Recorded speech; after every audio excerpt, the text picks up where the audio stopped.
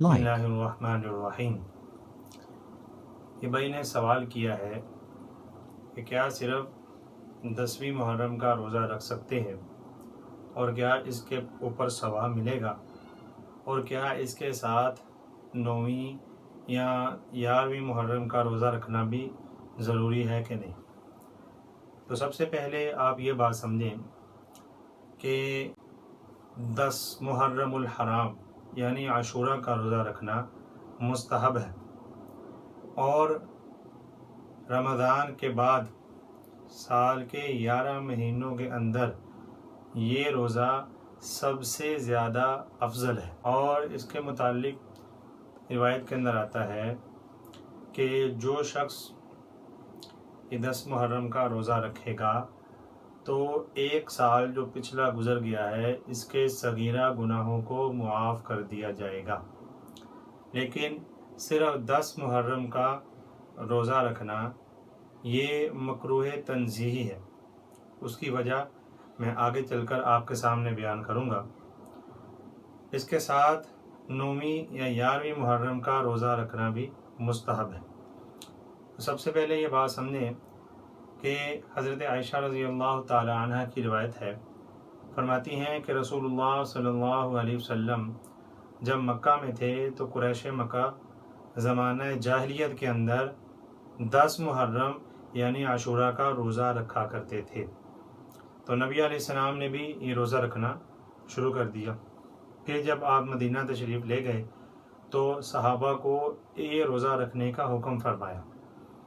फिर जब रमज़ान के रोज़े फ़र्ज़ कर दिए गए तो फिर इसके मुतालिक ये हुक्म फरमाया कि चाहे इसका कोई रोज़ा रखे या ना रखे, ज़रूरी नहीं है। अब ये बात समझें कि 10वीं मुहर्रम के साथ 9वीं मुहर्रम या 11वीं मुहर्रम का रोज़ा क्यों रखा जाता है। हज़रत इब्न अब्बास रज़ी अल्लाह ताला अन्हुमा की रिवायत है, फरमाते हैं कि रसूलुल्लाह सल्लल्लाहु अलैहि वसल्लम जब मदीना में आए तो आपने देखा कि यहूदी 10वीं मुहर्रम का रोज़ा रखा करते थे। तो आप सल्लल्लाहु अलैहि वसल्लम ने उनसे पूछा कि ये क्या है।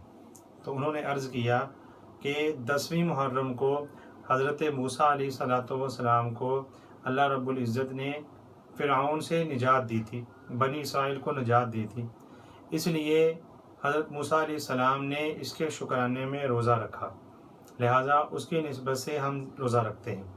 तो नबी अलैहिस्सलाम ने फरमाया कि मेरा हज़रत मूसा अलैहिस्सलातु वस्सलाम के साथ ज़्यादा ताल्लुक़ है, लिहाजा मैं ज़्यादा हक़दार हूँ कि ये रोज़ा रखूँ।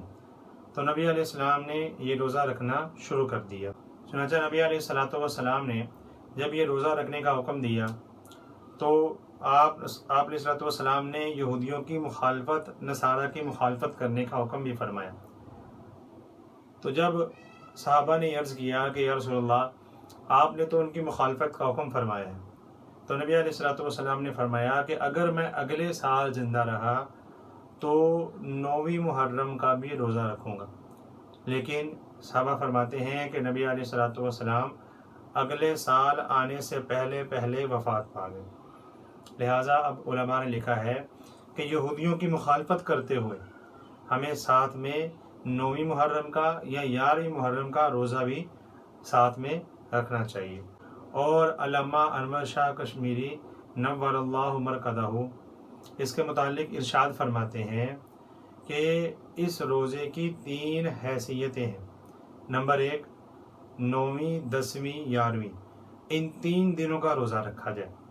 नंबर 2, सिर्फ़ और सिर्फ 9वीं और 10वीं या 10वीं और 11वीं ये इसके साथ रोज़ा रखा जाए। और तीसरा ये है कि सिर्फ 10वीं मुहर्रम का रोज़ा रखा जाए। लिहाजा फरमाते हैं कि जो पहली सूरत है वो अफजल है और जो दूसरी सूरत है उसका दर्जा उससे कम है, और जो तीसरी सूरत है यानी सिर्फ 10 मुहर्रम का रोज़ा रखना ये उससे भी कम है।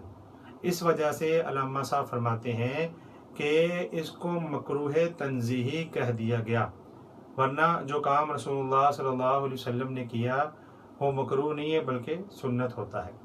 और नबी अलैहिस्सलाम ने फरमाया कि उनकी मुखालफत करो, इसलिए उस मुखालफत के अंदर हमने साथ 9वीं का या 11वीं का रोज़ा रखना है।